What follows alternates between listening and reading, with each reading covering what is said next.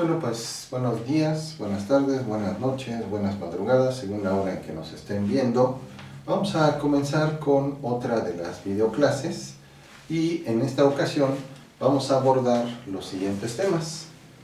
El concepto de intensidad de la corriente eléctrica, que es su nombre propio, su nombre formal, pero que se conoce pues comúnmente nada más como corriente eléctrica.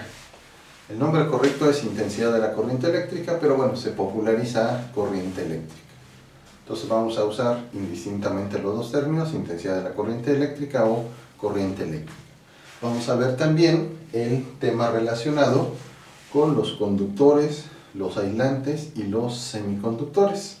Vamos a ver que dependiendo de las propiedades eléctricas de cada material, pues es como se hace esta clasificación. Y esta clasificación está en función de qué tanto permiten o no el paso de la corriente eléctrica. Vamos a ver que el paso de la corriente eléctrica está relacionado o vinculado con el movimiento de la carga eléctrica. Y finalmente vamos a ver el concepto de resistencia eléctrica, que digamos es el remate y la explicación de por qué en determinadas ocasiones algunos cuerpos con esta propiedad de resistencia eléctrica más elevada hacen que la corriente eléctrica que pase a través de ellos sea menor que otros cuyo valor de resistencia eléctrica es bajo, permiten un mayor paso en la corriente eléctrica. Aquí hay dos consideraciones. Un material puede ser el mismo, pero su forma de construirlo puede hacer que tenga una alta o una baja resistencia eléctrica. Pensemos en el cobre, en un alambre muy fino, pues ahí si lo sometemos a una diferencia de potencial, a un voltaje, vamos a ver que rápidamente se calienta, no así, es decir, aumenta su temperatura, un cable muy grueso de cobre. A pesar de que es el mismo material, tienen la resistencia eléctrica diferente. Pero hay otra propiedad que es intrínseca, es decir, es íntima a la configuración electrónica de los cuerpos, y con esto vamos a explicar a nivel atómico por qué hay conductores, por qué hay aislantes y por qué hay cuerpos con propiedades intermedias, que son los semiconductores. Bien, entonces vamos a comenzar con el primer concepto de corriente eléctrica o intensidad de la corriente eléctrica. Y para eso pues tenemos que recordar lo que ya hemos visto en videoclases anteriores, que hay cargas eléctricas positivas y negativas.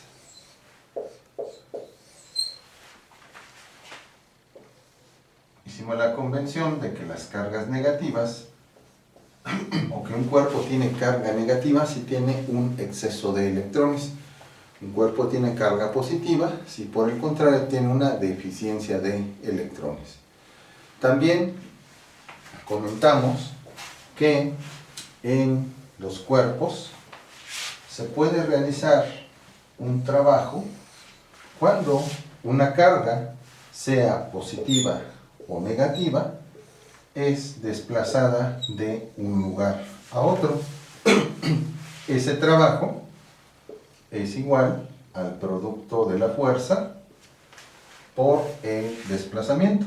Estamos aquí considerando movimiento en una sola dimensión, si no tendría que ser vector fuerza por vector desplazamiento, producto punto de ambos. Bien, y que la fuerza eléctrica, recordemos que su magnitud es igual al producto de la carga por el campo eléctrico. Es decir, para que se manifieste esta fuerza eléctrica, tenemos que tener esa carga ubicada en un campo eléctrico. También observamos que una carga puntual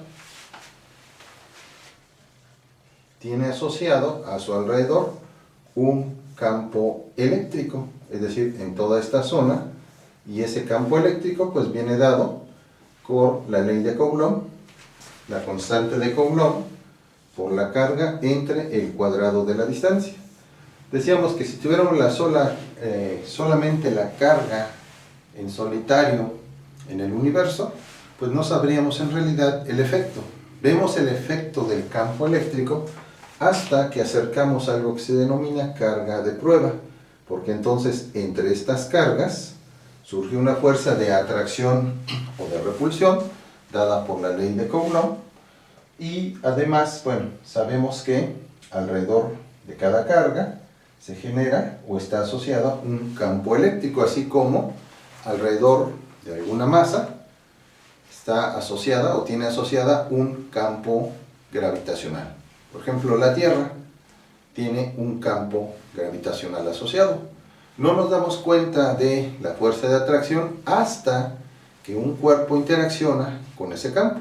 Si la Tierra estuviera ahí solita en el universo, pues no podríamos decir si hay o no un campo gravitacional. Si se acerca un asteroide, una manzana, la luna, etc., y vemos el efecto de la fuerza de atracción, es hasta entonces donde podemos decir, hay o existe alrededor de la Tierra un campo gravitacional, y eso lo vemos por el efecto de la fuerza de atracción. De la misma manera con una carga sola en el universo, no podríamos saber qué sucede con ella. Pero cuando acercamos otra, vemos entonces que hay una fuerza entre ellas de atracción o de repulsión, y entonces podemos deducir la existencia de un campo. Este campo es el campo eléctrico, a diferencia de dos masas. Ahí, como vemos un efecto de atracción, podemos asociar un campo gravitacional, y en el caso de las cargas asociamos un campo eléctrico. Por lo tanto, para desplazar una carga de un lugar a otro dentro de un campo eléctrico, pues tenemos que realizar un trabajo que entonces está dado por la carga, por la magnitud del campo eléctrico y del desplazamiento. Aquí estamos considerando, por simplicidad, un desplazamiento en línea recta. Por convención, si suponemos que las cargas positivas se mueven en esta dirección y las cargas negativas en la misma, pero en cuerpos diferentes, la convención entonces es que el campo eléctrico se mueve en la dirección de las cargas positivas, mientras que para las cargas negativas el campo eléctrico, la dirección del campo eléctrico, más que el movimiento, acá es más bien la dirección del campo eléctrico, está en sentido inverso al movimiento de las cargas negativas. Y aquí está en sentido paralelo al movimiento de las cargas positivas. Entonces, esa es una convención. Recordemos que carga negativa, exceso de electrones. Carga positiva, deficiencia de electrones. Entonces, la dirección del campo eléctrico es paralela al movimiento de las cargas positivas. La dirección del campo eléctrico es antiparalela o contraria al movimiento de las cargas negativas. Bien, entonces con esto en consideración vamos a pasar a deducir lo que se conoce como corriente eléctrica. Entonces vamos a suponer que sobre un conductor, puede ser un alambre, un cuerpo, etc. Vamos a figurarlo como si fuera un alambre de cara circular. Y vamos a dibujarlo en dos momentos. Recuerden que en la física, o a los físicos les gusta observar, medir los cambios. Un estado inicial, un estado final, como lo hemos venido haciendo desde los conceptos de mecánica, donde veíamos una posición inicial, una posición final, etc. Con los conceptos de electricidad pasa algo similar. Entonces, vamos a suponer aquí un tiempo inicial y acá un tiempo final. como si tomáramos dos fotografías en diferentes momentos. Entonces vamos a suponer que hay un campo eléctrico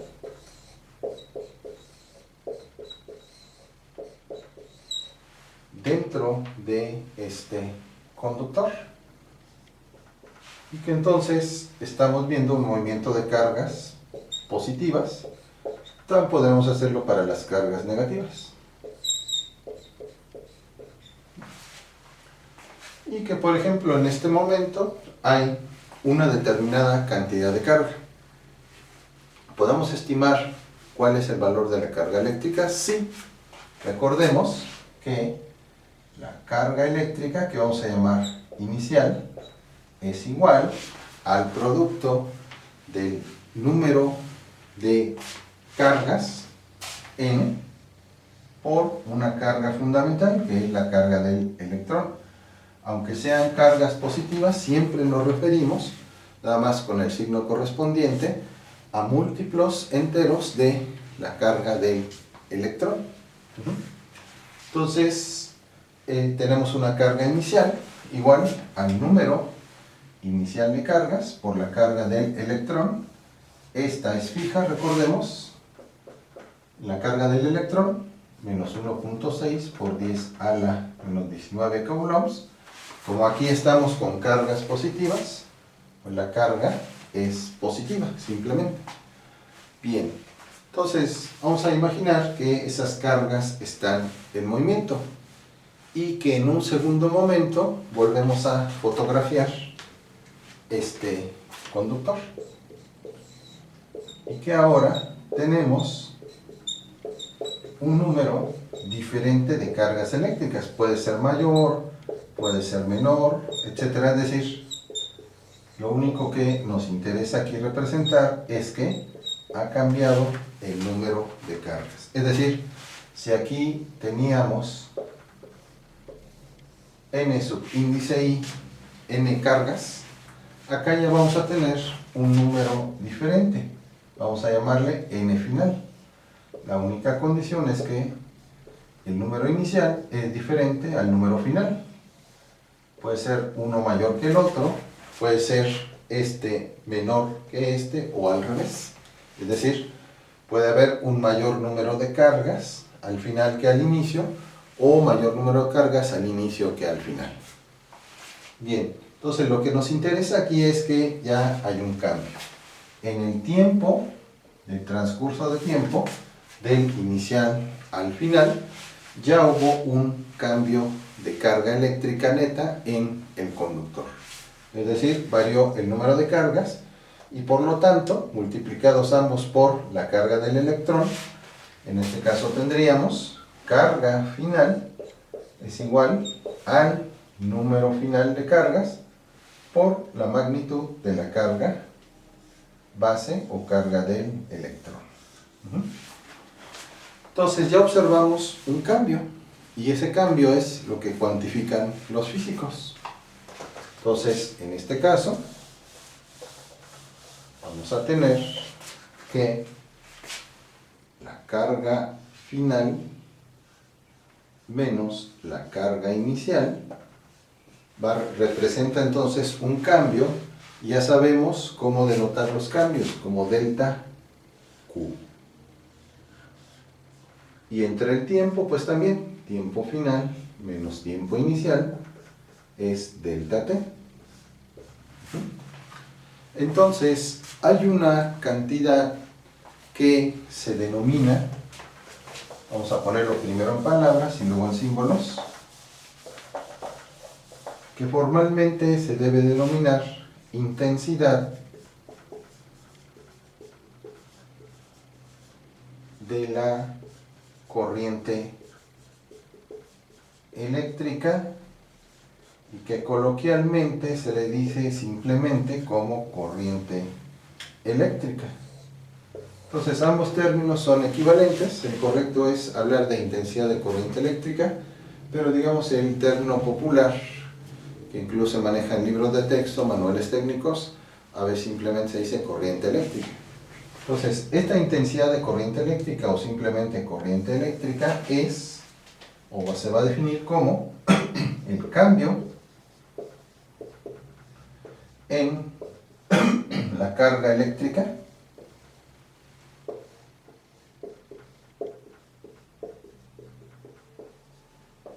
entre el cambio en el tiempo o intervalo de tiempo. Entre el intervalo de tiempo. Lo que decíamos, si le tomáramos, pudiéramos tomar una fotografía a un conductor y apreciamos que en diferentes momentos hay un número distinto de cargas, entonces ahí ya podemos hablar de que hubo un cambio en la carga eléctrica por unidad de tiempo. Cambio en la carga entre intervalo de tiempo se define entonces como intensidad de la corriente eléctrica. En símbolos.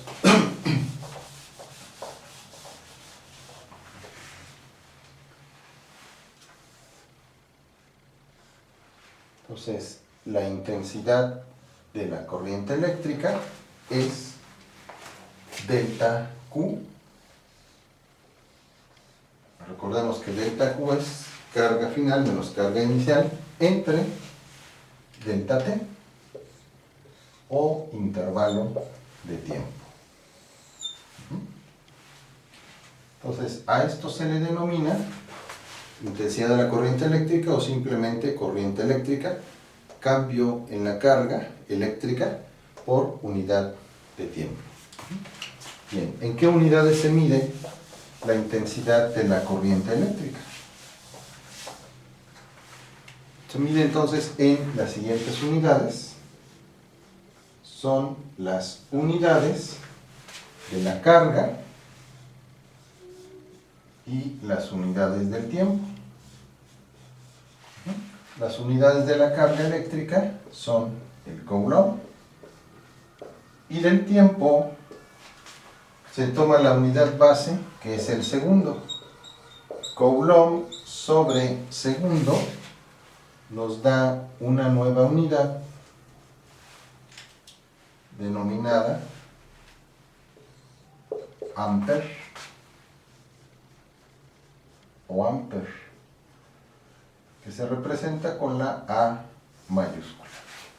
Entonces, cuando veamos en algún aparato, en algún manual técnico, la cantidad dada en la unidad amperes, se está refiriendo a la corriente eléctrica. 0.5 amperes, 2 amperes, 0.05 amperes, nos está refiriendo a que ese dispositivo tiene ese valor de corriente eléctrica como característico. La corriente eléctrica nos está diciendo entonces cuánta carga está pasando por un conductor o por cualquier material por unidad de tiempo. Entonces, ¿qué sería, por ejemplo, un ampere?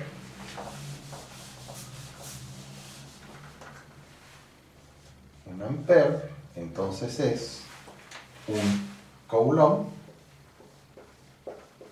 por segundo. Entonces, si tuviéramos un material en donde pasa un coulomb de carga eléctrica por segundo, tendríamos ahí un ampere. 10 amperes están pasando 10 coulombs por unidad de tiempo por segundo. Una milésima de amperes quiere decir que pasa una milésima de coulomb por segundo. Entonces, bueno, eso es entonces el significado de el ampere. ¿Cuánta carga, coulombs en este caso, pasa por un segundo? Entonces, esto es la definición de un ampere.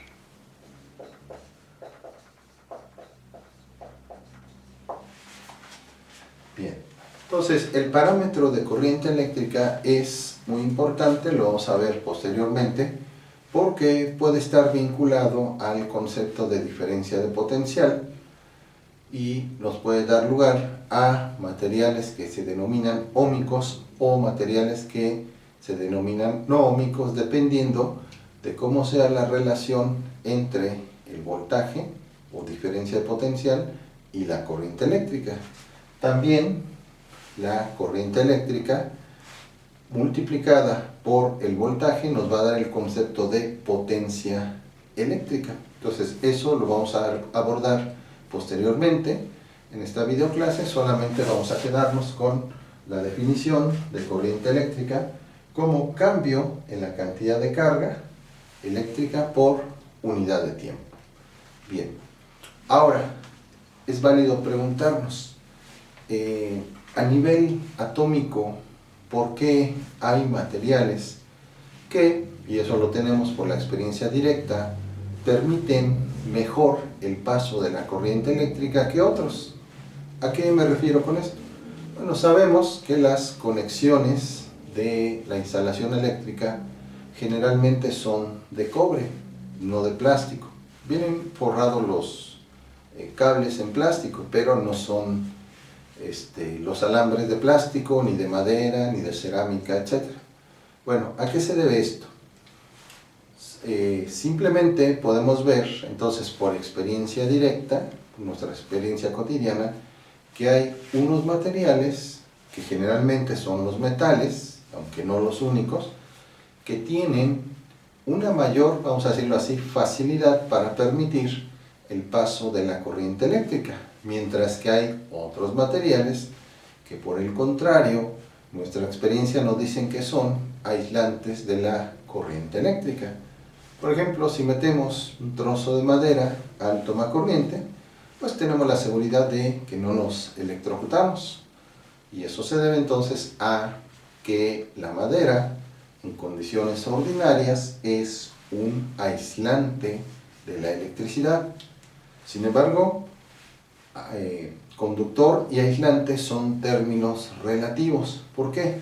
Porque aún los materiales denominados aislantes tienen un poco de conductividad. Esto lo vemos en situaciones extremas.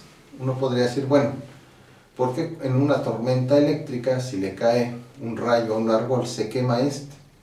O porque si estamos cerca del árbol, se puede inducir la carga sobre el árbol y sobre nosotros. Bueno, pues aunque la madera es un aislante en condiciones ordinarias, cuando el voltaje o diferencia de potencial es enorme, en un rayo, por ejemplo, puede ser de miles o millones de volts, entonces ese campo eléctrico es tan intenso que prácticamente, aunque el material en condiciones ordinarias sea reacio, por así decirlo, a desplazamiento de carga eléctrica a través de él, ante ese campo tan enorme, pues prácticamente ese material conduce la carga eléctrica, conduce la electricidad. Y entonces, en este caso, que cae un rayo sobre el árbol, hace que la madera sea conductora, por lo menos en ese momento, debido a la gran intensidad del campo eléctrico. Sin embargo, a voltajes ordinarios, relativamente bajos, entre comillas, la madera, el plástico, etcétera, son aislantes, y se utiliza el plástico, por ejemplo, para aislar térmica y eléctricamente a los cables de cobre, o cables o alambres, según se esté utilizando en una instalación. Antiguamente se usaba el cable simplemente, se usaba nada más el alambre, y ahora en realidad se entorchan varios para formar un conjunto de alambres o cable, ya sea eléctrico, porque pues así le da una mayor resistencia eléctrica que usar simplemente un solo bloque de metal. Bien, entonces vamos a explicar a nivel de configuración electrónica por qué hay materiales que permiten con mayor facilidad el paso de la electricidad que de otros. Y para eso vamos a empezar con los conductores. De química y de física elemental sabemos que el átomo está compuesto de un núcleo de carga positiva. Ese núcleo, a su vez, salvo el hidrógeno, está compuesto por protones y neutrones. El hidrógeno nada más es un protón. Entonces, el átomo está compuesto de un núcleo de carga positiva. Los neutrones, recordemos que son neutros, no tienen carga eléctrica. La única carga que aportan son los protones que lo componen. Entonces, un número determinado de protones y un número determinado de neutrones, que para los efectos eléctricos, como su carga es neutra, pues no pinta. Tiene alrededor, vamos a suponerlo en el modelo de Bohr, hay órbitas en donde, pues de acuerdo a leyes bien establecidas por la mecánica cuántica, hay un determinado número de átomos. Para todo fin práctico, los átomos que están en los electrones, perdón, que están en la última capa,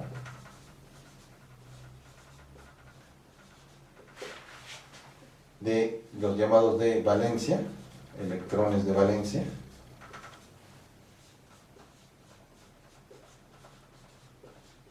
son los que determinan muchas de las propiedades químicas y físicas de la materia.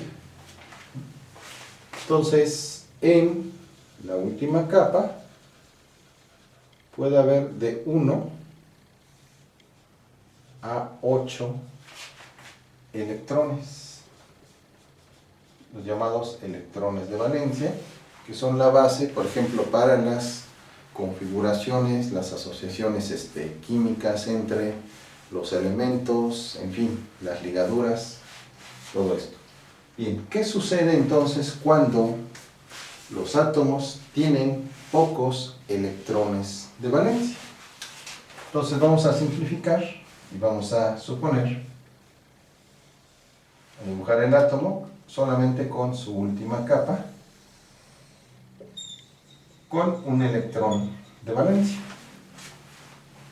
Entonces, cuando ese átomo entra o es sometido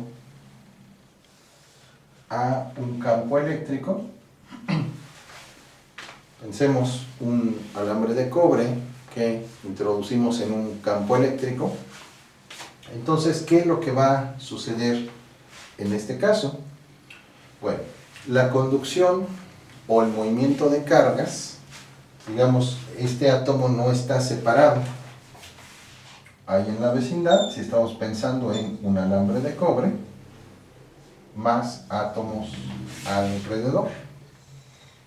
Miles de millones de átomos, cuatrillones de átomos, así como hay un gran número de moléculas, pues también en principio hay un gran número de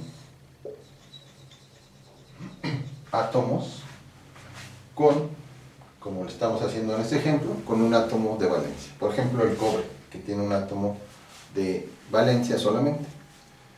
Bien, ¿qué pasa entonces cuando sometemos a ese material, al cobre o al que sea, con pocos electrones de valencia en la última capa? Bueno, ya sabemos entonces que cuando una carga eléctrica está en presencia de un campo eléctrico, va a sufrir un movimiento en dirección del campo eléctrico, lo que decíamos al principio, si la carga es positiva, en dirección antiparalela si la carga es negativa. Entonces quiere decir eso que si llegan electrones del exterior, van a tener la facilidad, dado que en la última capa puede haber hasta 8 electrones de valencia como máximo. Entonces van a tener la facilidad de estos electrones externos de saltar de una capa a otra entre los átomos. Es decir, si siguiéramos las trayectorias individuales de todos ellos, veríamos que hay un movimiento de carga. Y entonces, ¿qué es lo que va a suceder? Que otra vez, que si comparamos el momento inicial, donde no había campo eléctrico, y el momento final, donde ya hay un campo eléctrico, vamos a tener un cambio de carga eléctrica en un intervalo de tiempo determinado. Es decir, este proceso a nivel global da lugar a una corriente eléctrica, es decir, aplicamos el campo eléctrico y la carga va a estar moviéndose de un lado a otro, y lo va a hacer con mayor facilidad, va a ocupar por lo menos momentáneamente las órbitas antes de volver a saltar a la órbita de otro átomo vecino, debido a que no hay restricción, no hay fuerza electrostática que se lo impida. Habría una restricción si este átomo tuviera toda su capa de electrones de valencia completa, porque entonces no se permitiría que aceptara electrones del exterior. Teniendo pocos electrones de valencia en su última capa, por ejemplo este átomo, pues podría aceptar otros 7 en su órbita, y bueno, posteriormente esos estarían desplazándose hacia las órbitas de los otros átomos. Entonces, elementos como el cobre, el aluminio, la plata, el oro, en general los metales, tienen pocos electrones de valencia en su última capa, y por lo tanto, al ser sometidos a un campo eléctrico, permiten el paso de carga eléctrica, es decir, hay una corriente eléctrica, un movimiento de cargas que se detecta a través de ellos. Por lo tanto, podemos establecer que en los materiales llamados conductores eléctricos, y que son, como dijimos, los metales, el aluminio, el oro, la plata, etc., hay menos de 4 electrones de valencia. Entre más átomos de valencia existan, pues es un poco más difícil, o el campo eléctrico tiene que ser más intenso para provocar este movimiento de carga. Entonces, si ahora lo viéramos como una secuencia, sucedería esto.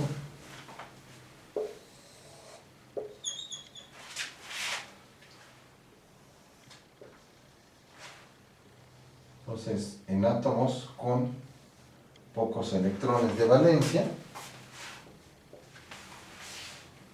llega un electrón externo, ocupa, porque hay pocos electrones de valencia en este átomo, y salta al siguiente átomo, que también, si tiene pocos electrones externos, se lo permite, y a su vez vuelve a saltar, etc. Esto entonces va a originar un cambio en la carga eléctrica con respecto al tiempo, es decir, una corriente eléctrica.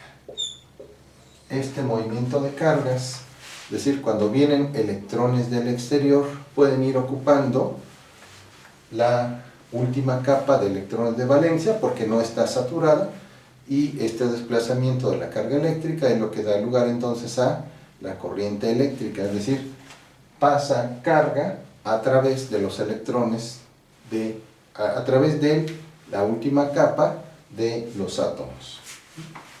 Bien, entonces conductor eléctrico tiene menos de 4 electrones de valencia, y por lo tanto permite el movimiento de la carga eléctrica con relativa facilidad, aun si el campo eléctrico es relativamente débil. Entonces, por eso vemos que los metales, en general, el cobre en particular, se utiliza en las instalaciones eléctricas porque un campo eléctrico relativamente de poca intensidad puede provocar ese movimiento de carga. Lo vemos, por ejemplo, con un alambrito, lo conectamos a una batería y ahí tenemos el movimiento de carga. también con 100, 120 volts, 1000 volts, etc., también vamos a tener en ese alambre de cobre un movimiento de carga. Sin embargo, hay otros materiales que son los aislantes, en donde la situación es diferente. Entonces, otra vez, consideramos un átomo con sus diferentes niveles energéticos y nos fijamos en el último, donde están los electrones de valencia. Entonces, en el caso de los aislantes, sucede lo contrario a los conductores, que pueden tener de 5 a 8 electrones de valencia. Si tienen sus 8 electrones de valencia, entonces difícilmente van a poder aceptar electrones del exterior. Entonces, si tienen, vamos a suponer que este tuviera 1, 2, 3, 4, 5, 6, 7 y 8. Sus 8 electrones de valencia, es decir, su última capa completa. Entonces llegan electrones del exterior y tratan de ocupar un lugar en la última capa y son rechazados. O sea, los envía de vuelta porque, como la configuración electrónica está llena en la última capa, no aceptan electrones del exterior y por lo tanto, al no aceptar electrones del exterior, se genera prácticamente un nulo movimiento de carga y podemos considerar que en forma global la corriente eléctrica es igual a cero. Esto en forma general. En realidad ningún material es perfectamente aislante. Siempre hay algo que se llama pequeñas corrientes de fuga, porque además tampoco tenemos la garantía de que el material sea totalmente homogéneo.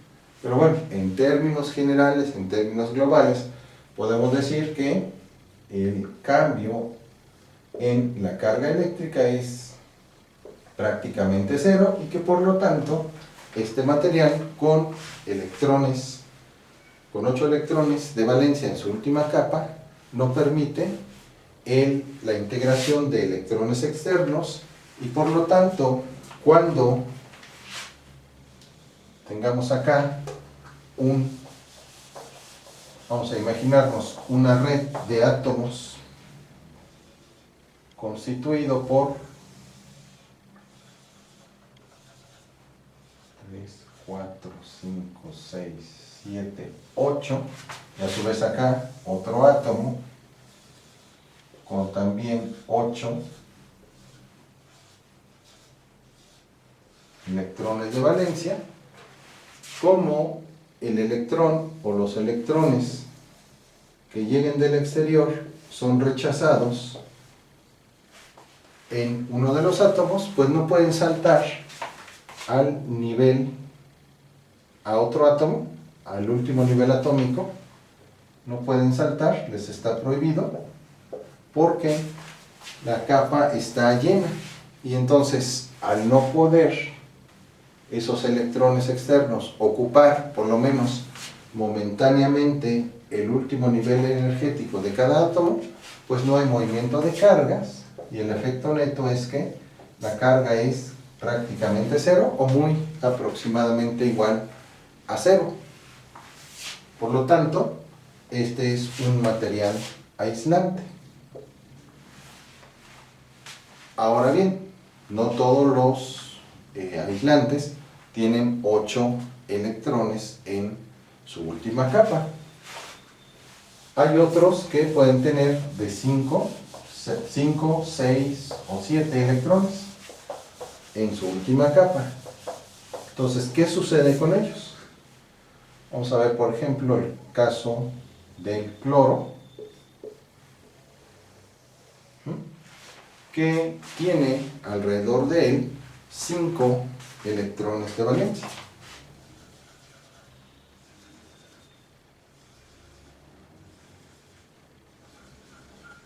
O sea, tendría en principio 3 lugares disponibles. El primero que analizamos con los 8 no tenía ningún lugar disponible. Entonces, si llega un átomo del exterior, en principio podría ocupar uno de los huecos. El problema es que, como son 5 electrones de valencia, entonces generan a su alrededor un campo eléctrico que, vamos a decirlo así, actúa como pantalla y rechaza al electrón externo. Ahora bien, como decíamos al principio, si el campo eléctrico es muy intenso, sí permiten el ingreso, y entonces si acá hay otros átomos de cloro, eventualmente pues sí permite que solamente si el campo eléctrico es muy intenso, esa ocupación de el último nivel atómico, y entonces hay una corriente eléctrica. Pero en campos eléctricos bajos o medianos es suficiente la fuerza de repulsión electrostática para que el electrón que llega del exterior sea rechazado por este campo eléctrico que genera una fuerza electrostática, rechace a los electrones externos, y que por lo tanto no se dé este salto de los electrones externos a través de las diferentes capas.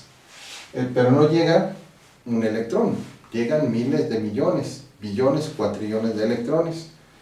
Pero como la fuerza electrostática es relativamente grande o grande, entonces son rechazados, y en el caso, por ejemplo, del cloro, no hay tampoco un salto de mucha carga eléctrica o de muchas cargas eléctricas, y el efecto global, como dijimos, es que prácticamente la carga eléctrica, no hay cambio en la carga eléctrica, y por lo tanto la corriente eléctrica es igual a cero o prácticamente igual a cero. Ahora bien, no todos los materiales son homogéneos, por eso decíamos que en algunos hay una pequeña corriente, pero en efectos prácticos medibles esa corriente es tan baja que se puede considerar que es prácticamente nula. Entonces, recapitulando, conductores, menos de 4 electrones de valencia. Por eso, electrones que llegan del exterior al aplicar un campo eléctrico, este campo eléctrico les permite desplazarse, ocupar la última órbita de los electrones de valencia, saltar a su vez a otros átomos vecinos, y este salto continuo entonces lo que da lugar al movimiento de carga eléctrica, y se manifiesta como una corriente eléctrica que podemos medir en esos materiales como en los metales. Aislantes de 5 a 8 electrones de valencia. Entonces es más complicado para los electrones que vienen del exterior, cuando se aplica un campo eléctrico, ocupar esos orbitales, porque esos electrones en conjunto crean lo que se denomina una barrera electrostática, una barrera de potencial, que es difícil para un campo eléctrico bajo o mediano hacer que esos electrones ocupen temporalmente la última capa de los electrones de valencia, y que a su vez esos salten a otras capas, porque ahí los espera otra barrera de potencial de los electrones de valencia, para que en cuestión sucesiva se vaya entonces brincando esos electrones y den lugar a un movimiento de carga. Prácticamente entonces son esos electrones rechazados en las primeras capas, y al no haber un movimiento, una secuencia de movimiento de cargas o electrones saltando ocupando el orbital del átomo, entonces al no haber movimiento de cargas, no hay corriente eléctrica. Y por eso, en condiciones ordinarias, el cloro, los plásticos, en fin, algunos gases, son aislantes de la electricidad.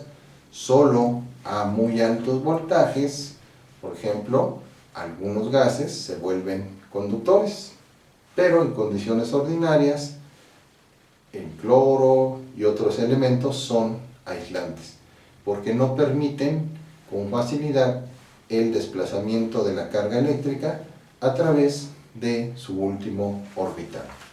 Entonces, estamos viendo que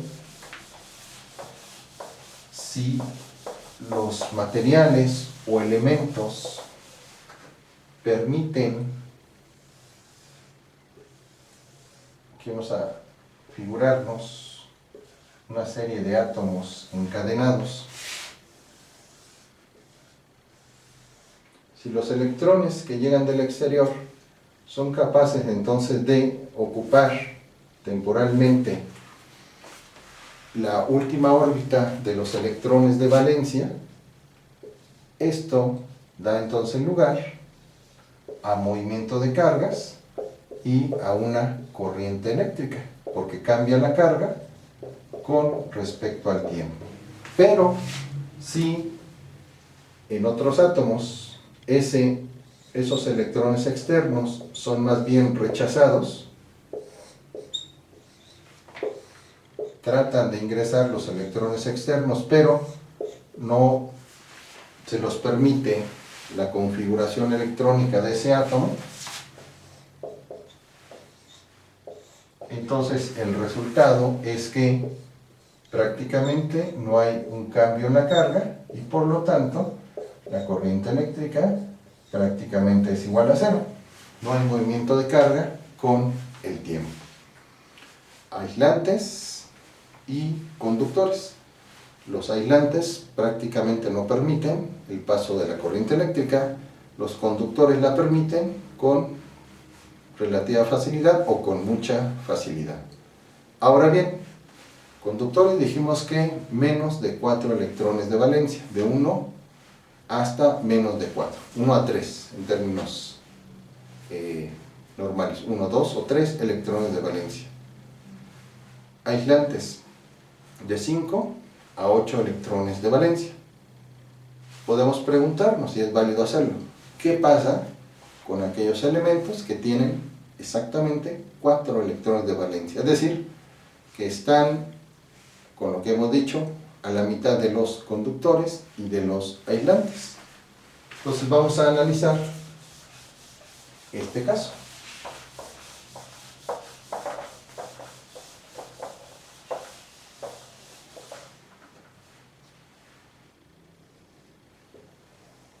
Entonces, ¿qué sucede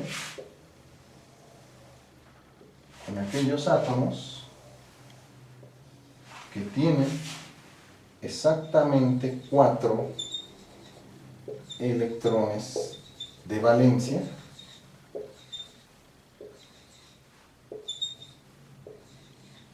en su última capa?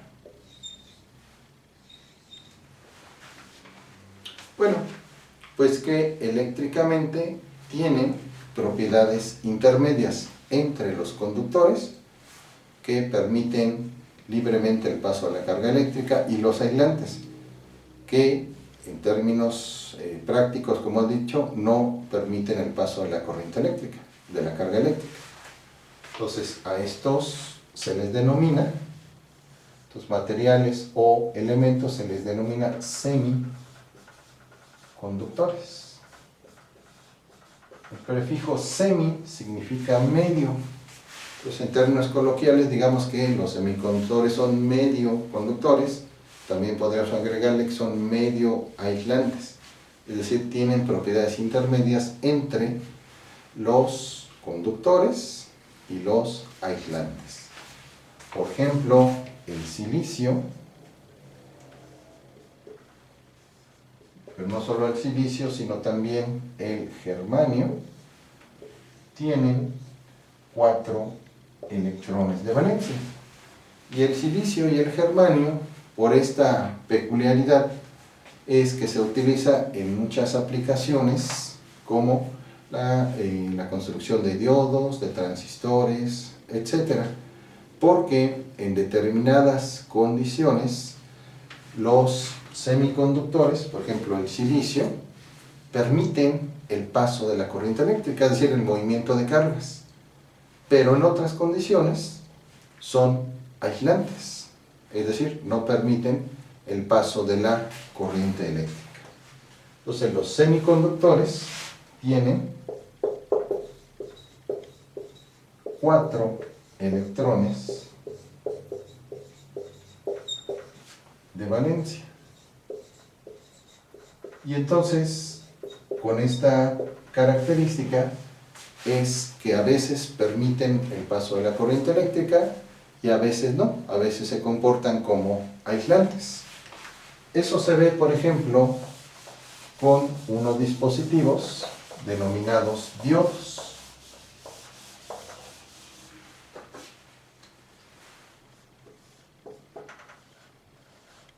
Entonces, sin entrar en este momento en mucho detalle, un diodo está compuesto por la unión de dos materiales.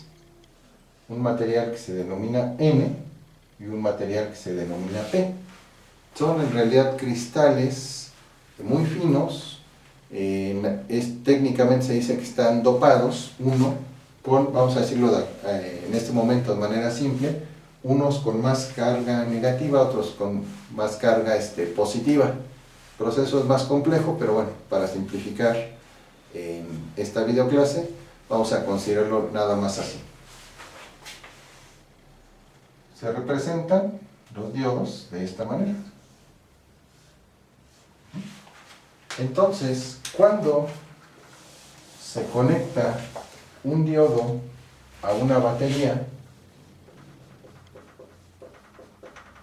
este es el símbolo de una batería, terminal positiva, negativa, y este es el de un diodo. Entonces, cuando un diodo se conecta a una batería en esta forma, y cuando el mismo diodo se conecta pero en forma inversa, es decir, invertimos las terminales de la batería,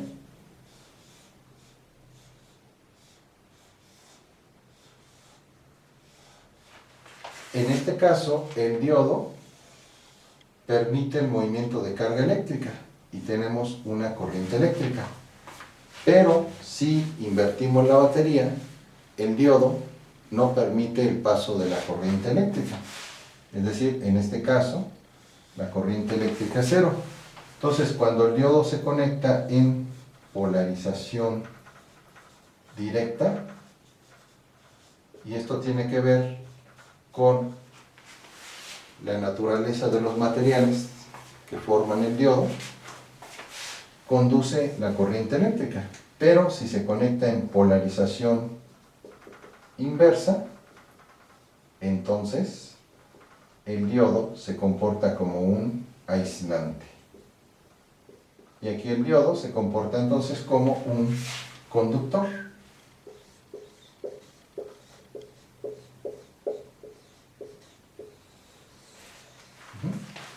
Entonces, los diodos generalmente pueden construirse con silicio o germanio, y el proceso que lo hace que sean de tipo N o de tipo P es el dopaje, esto es por un proceso que se denomina difusión a una red cristalina, por ejemplo de cristales de silicio.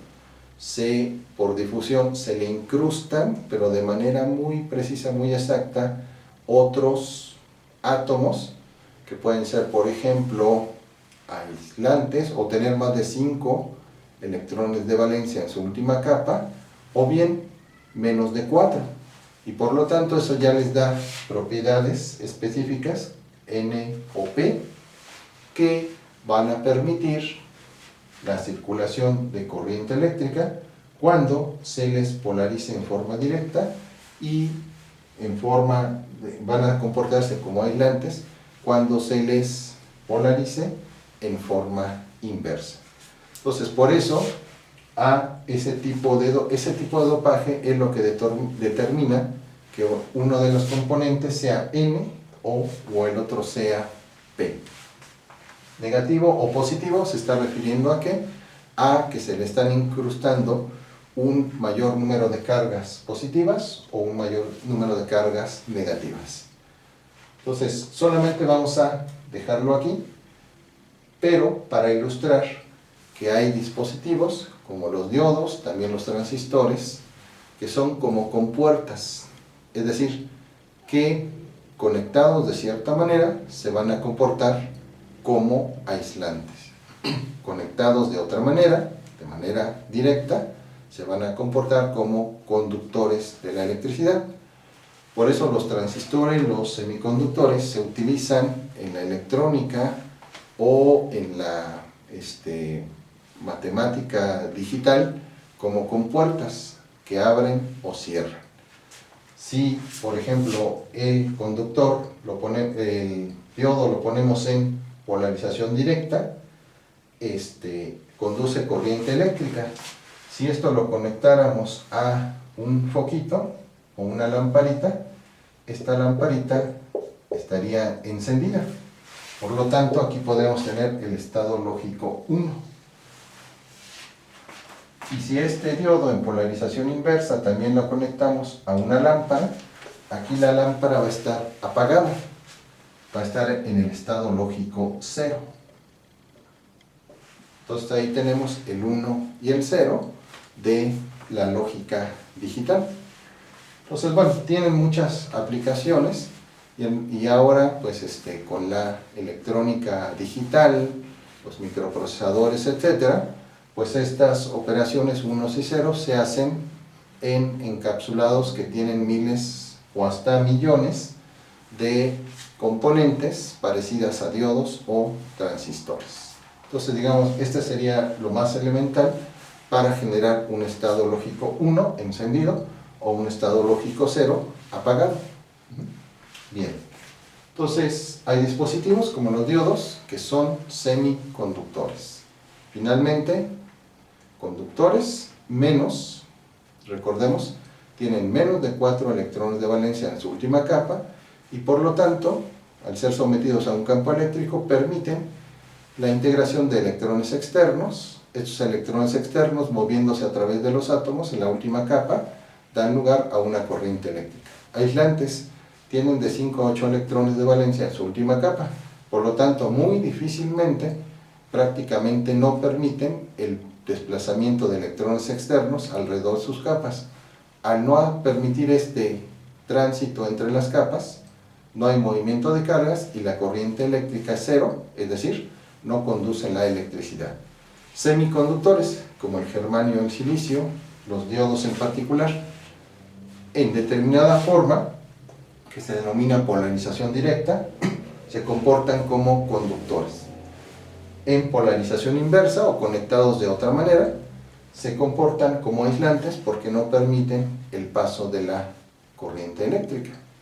Bien, entonces finalmente vamos al último concepto que vamos a tratar en esta videoclase, que es el de resistencia eléctrica, y entonces nos va a aclarar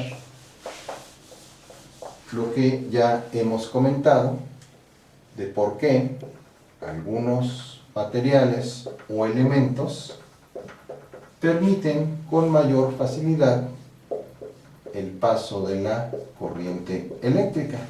Solo que en este caso el concepto de resistencia eléctrica no se refiere a propiedades intrínsecas de la materia, sino que se va a referir a una propiedad física en donde podemos nosotros, vamos a decirlo un poquito así, a voluntad, más bien en la forma de construir los materiales, tener un mayor paso de carga eléctrica, una mayor corriente eléctrica, o un menor paso en la corriente eléctrica. Por eso en ocasiones cuando se hace la analogía de la electricidad con los fluidos, se menciona que la resistencia eléctrica es como si fuera una válvula de una llave. Si tenemos, por ejemplo, una llave, podemos abrirla al máximo para permitir el mayor flujo de agua. Podemos cerrarla hasta que incluso ya no permitamos ese flujo, o podemos tener una gran variedad de situaciones intermedias en donde nosotros podamos regular el flujo del agua. La resistencia eléctrica es análoga a esta propiedad. A mayor resistencia eléctrica, la corriente eléctrica disminuye, así como si cerramos casi hasta el tope la llave, vamos a permitir que solamente un flujo de agua muy pequeño pase a través de ella. Si casi la abrimos a su totalidad, vamos a permitir un mayor flujo. Si la resistencia eléctrica es muy baja, como si abriéramos casi toda la llave, vamos a permitir un mayor paso de corriente eléctrica. Bueno, la resistencia eléctrica la vamos a representar con la R mayúscula, y en la simbología electrónica la vamos a representar como una línea quebrada, o bien como un rectángulo con terminales. Esta es la notación más usada. Esta es, por ejemplo, en los manuales técnicos, la notación americana, y esta es la europea. Las dos se utilizan en diagramas electrónicos, pero la más popular, que se utiliza no solo en manuales técnicos, sino en libros de física, es estas dos terminales con líneas quebradas. Esto nos está indicando entonces que nos vamos a referir a la resistencia eléctrica. Bueno, pero ¿qué es exactamente la resistencia eléctrica? Entonces, con esta analogía de la llave, decíamos que al abrir o cerrar la llave, podemos tener un mayor o un menor flujo de agua. Con la resistencia eléctrica pasa algo similar. Un valor elevado de esta propiedad, de esta característica de la resistencia eléctrica, va a hacer que la corriente eléctrica que obtengamos en, vamos a decirlo así, en el otro extremo, como si lo estuviéramos figurando como la llave, sea menor. Pero si esa resistencia eléctrica es baja, entonces lo que vamos a tener al otro extremo va a ser un mayor flujo, en el caso de la llave, y en este caso una mayor cantidad de carga eléctrica. Entonces, bajo esa analogía,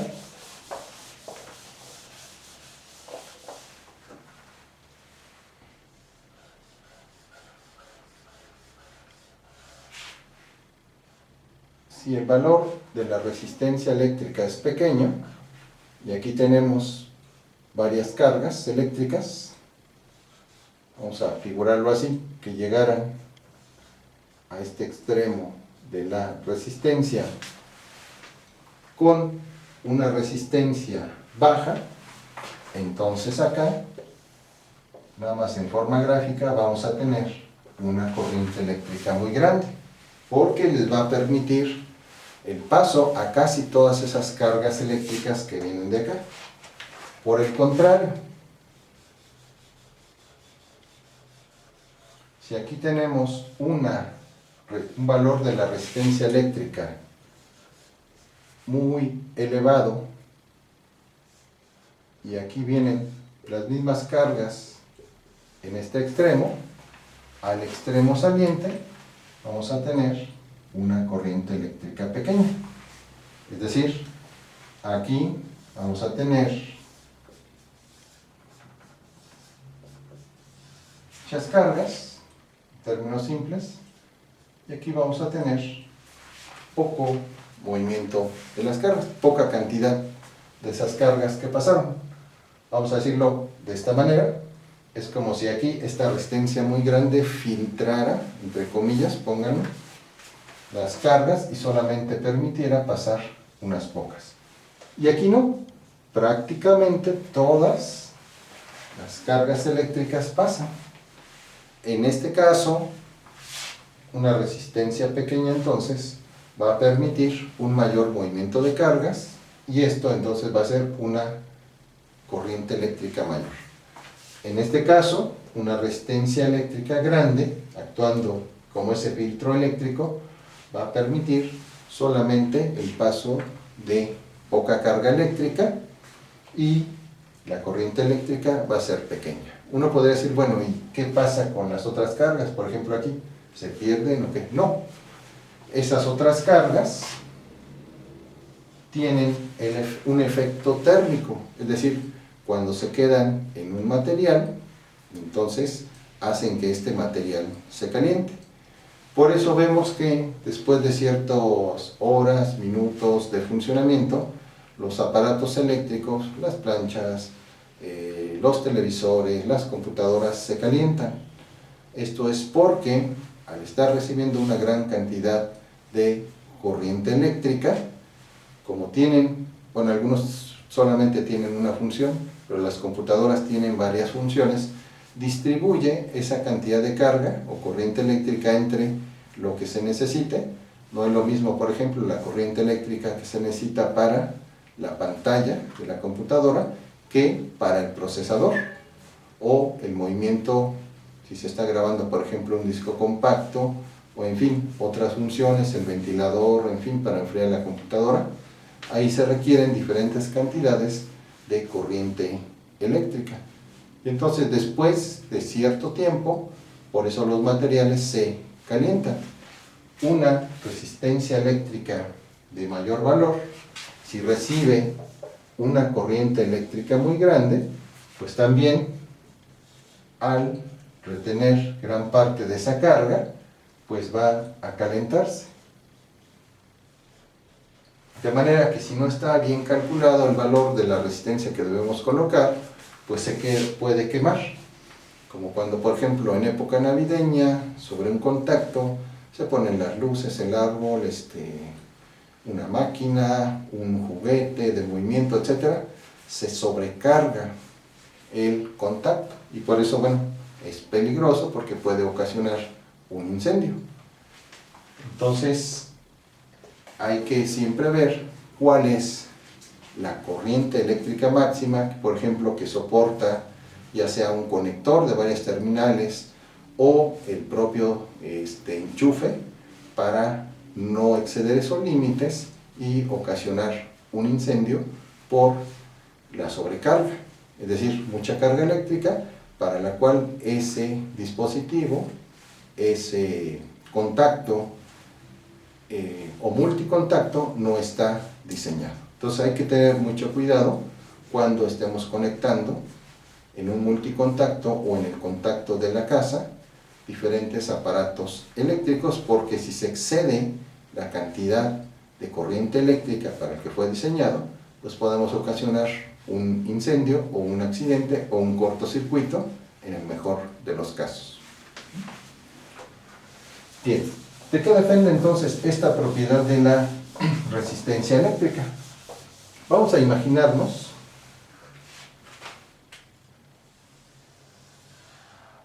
un alambre, puede ser de cobre, etc.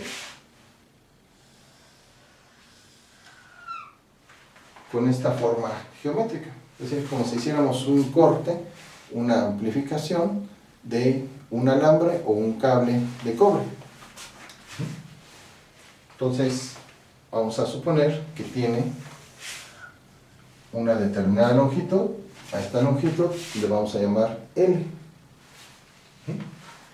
Sabemos que hay cables desde muy pequeñitos, unos cuantos centímetros, varios metros, como por ejemplo el de la extensión eléctrica de la casa. Nos venden rollos de 50, 100 metros, etc. Y hay tendidos, cables enormes de decenas de metros, como los que están entre las terminales de los postes de luz o de las torres de alta tensión. Entonces, desde unos centímetros hasta decenas o cientos de metros puede ser la extensión de un cable. Y este cable tiene, suponiendo que sea de forma cilíndrica, un determinado radio, y una determinada área.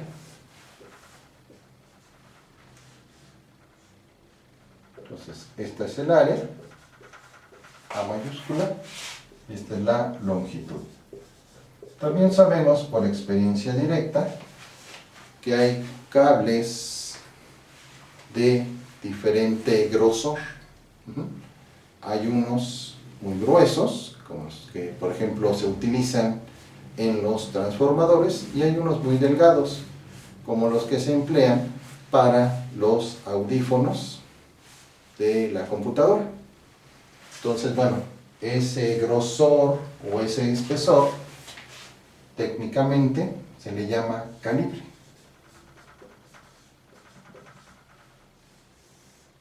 Y cuando uno, por ejemplo, va a hacer una instalación eléctrica, según la norma oficial mexicana, tiene que ser de cierto calibre para una instalación. No es el mismo calibre si la instalación es casera, industrial, técnica, ya de unos transformadores, mucho menos si es ya una planta de energía o una industria de maquinaria pesada. Entonces siempre hay que ver cuál es el calibre que se recomienda en una instalación eléctrica, dependiendo de si es una casa, si es una industria, etc. Bueno, no nos vamos a meter ahorita en detalles de qué son o cómo se clasifican los calibres, pero esto lo asociamos entonces a qué tan grueso, qué tan delgado es el cable. Y ese qué tan grueso, qué tan delgado que vemos cotidianamente está asociado a lo que se denomina área de la sección transversal. Técnicamente se le llama así, área de la sección transversal. Y en términos simples nos da eso, qué tan grueso, qué tan delgado es ese cable o alambre que vayamos a utilizar en una determinada aplicación. Bueno, lo que se conoce como resistencia eléctrica, que vamos a representar, dijimos, con la letra R, en la mayor parte de los materiales, de los sólidos, es igual a una constante ρ, una R, pero del alfabeto griego minúscula, que se denomina resistividad. Esta es una constante que depende de cada material. Es una para el cobre, tiene un valor, otra para el aluminio, otra para el oro, otra para el caucho, etc. Entonces, resistividad, ρ, por la longitud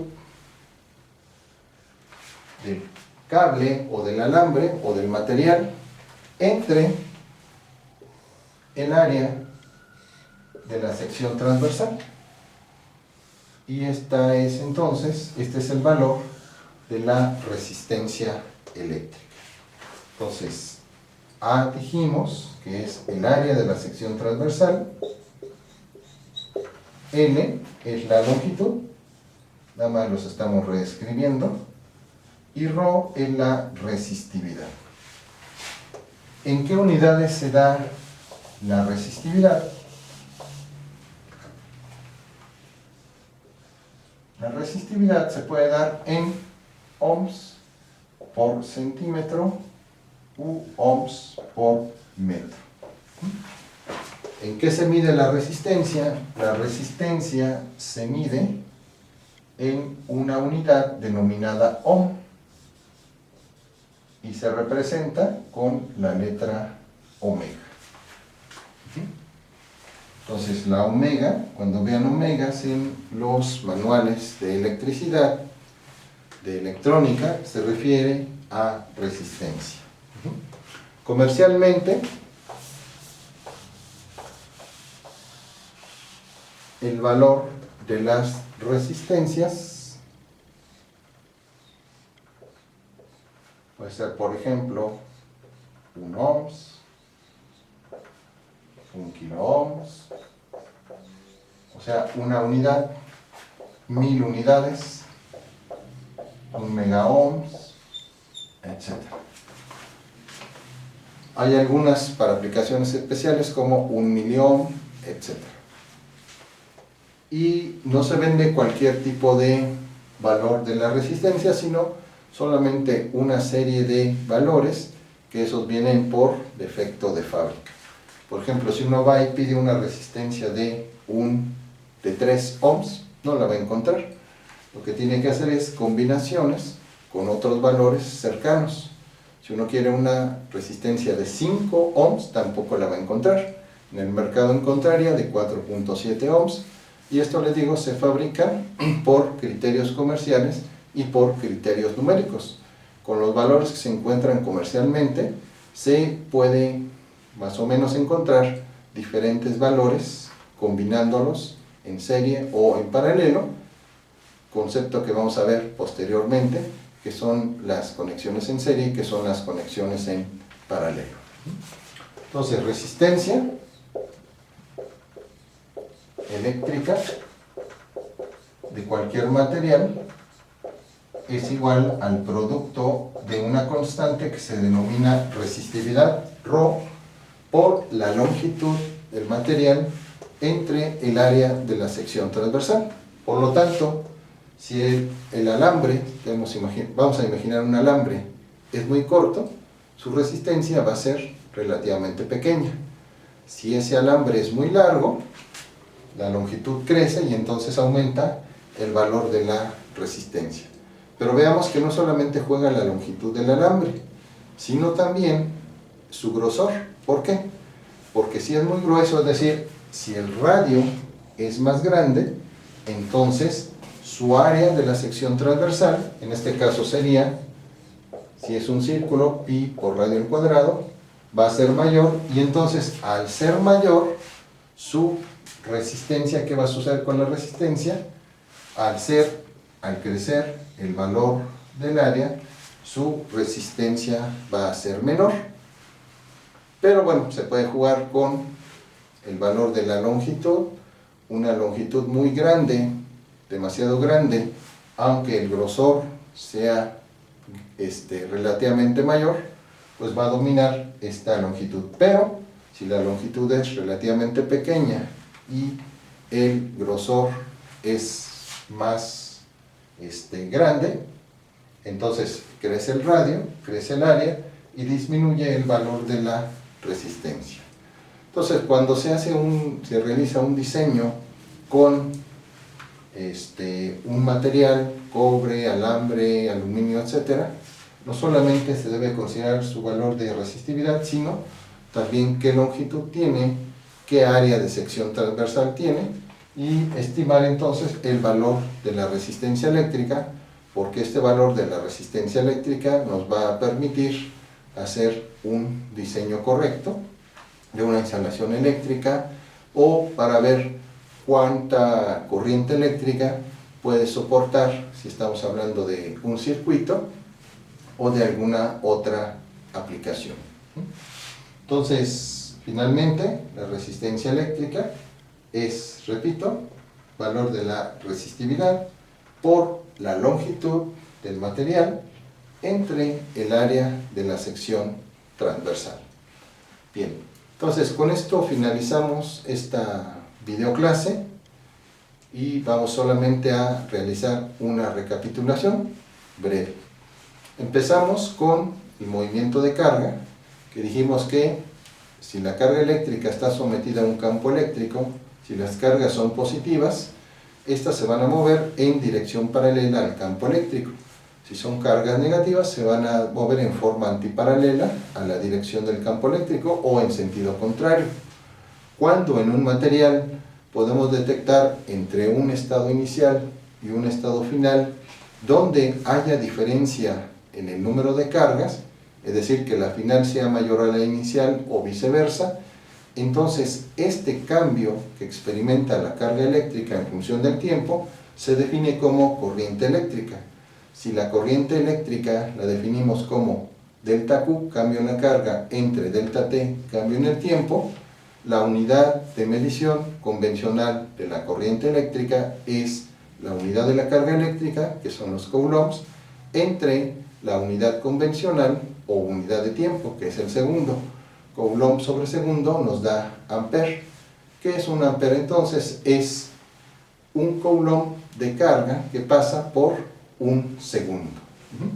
Bien, posteriormente hablamos ya de propiedades intrínsecas de algunos materiales o elementos, y dijimos que se pueden clasificar de acuerdo a los electrones de su última capa en materiales conductores que permiten el libre paso de electrones externos a través de su última capa, es decir, van ocupando su última capa estos electrones, saltando a las capas de los demás, y este movimiento de cargas genera entonces un desplazamiento de carga que se manifiesta como una corriente eléctrica, porque hay un cambio en la carga por unidad de tiempo. Estos materiales que tienen de menos de 4 electrones de valencia, 1, 2, 3, pero menos de 4, 1, 2, 3, hasta ese límite, pero no 4, se denominan conductores. Ejemplos: la mayoría de los metales, o prácticamente todos los metales, como el oro, la plata, el cobre, etcétera, ¿no? Por eso son buenos conductores de la electricidad, porque tienen menos de 4 electrones de valencia. Ahora bien, hay elementos como el cloro y otros que tienen de 5 y hasta 8 electrones de valencia. Entonces, estos materiales se caracterizan porque cuando llegan electrones del exterior, difícilmente permiten que ocupen la última capa externa, porque como hay muchos electrones, pues estos prácticamente lo rechazan, crean una barrera de potencial que electrón que llega, electrón que rebota, por así decirlo, al exterior, y entonces al no permitir un gran paso de electrones a ocupar las órbitas de los átomos de los electrones de valencia, entonces prácticamente no hay movimiento de carga, y al no haber movimiento de carga, la corriente eléctrica neta o global es igual a cero. Estos materiales de 5 a 8, que tienen de 5 a 8 electrones de valencia se denominan aislantes de la electricidad, porque no permiten el paso de la corriente eléctrica, es decir, de estos electrones que vayan ocupando sucesivamente las últimas capas de los electrones.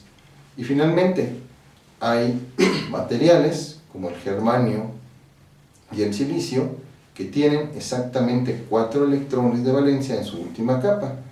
Esto los dota de propiedades muy particulares.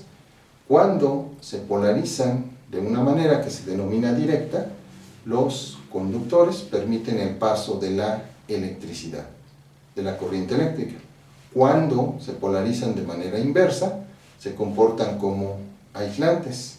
Entonces, que tengan 4 electrones de valencia en su última capa permite precisamente que en determinadas condiciones los semiconductores se comporten como conductores, pero en otras condiciones se comporten como aislantes. Es decir, los semiconductores tienen propiedades intermedias entre los conductores y los aislantes.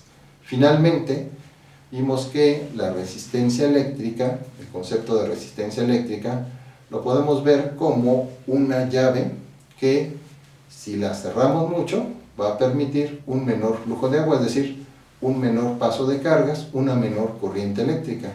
Si la abrimos casi a su totalidad, va a permitir un mayor flujo de carga, es decir, una mayor cantidad de carga eléctrica, una mayor corriente eléctrica. Así como una llave, casi la cerramos, prácticamente no permitimos el flujo de agua, o este es muy débil. La abrimos casi al máximo y entonces el flujo de agua es mayor, una corriente eléctrica mayor en este caso. Cuando abrimos más, una menor cantidad de agua o corriente eléctrica cuando prácticamente cerramos la llave. En el caso de la electricidad, una resistencia eléctrica muy grande es equivalente a tener como una llave casi cerrada, que va a permitir entonces un movimiento de cargas muy pequeño, y el resultado neto, una carga eléctrica, una corriente eléctrica muy pequeña. Una corriente eléctrica entonces muy pequeña, ¿qué es lo que sería? Entonces ahí estamos en el símil de la llave, como si abriéramos prácticamente toda la llave, y entonces el flujo de agua viene a pleno y sale un gran caudal. Entonces, en el caso de la corriente eléctrica, una corriente eléctrica muy pequeña va a permitir que pase una gran cantidad de corriente eléctrica. Esto en el caso de la electricidad es muy importante tenerlo en cuenta porque, por ejemplo, si tenemos un LED, un resistor y una batería y queremos que se ilumine nuestro LED, podemos elegir un valor de resistencia eléctrica muy pequeño. Si lo hacemos así, corremos el riesgo de que, como la corriente eléctrica es muy grande, dado que la resistencia eléctrica es pequeña, entonces el LED se pueda quemar, el LED y la resistencia, porque en este caso permitimos a través de una resistencia eléctrica muy pequeña un paso enorme de carga eléctrica, de corriente eléctrica.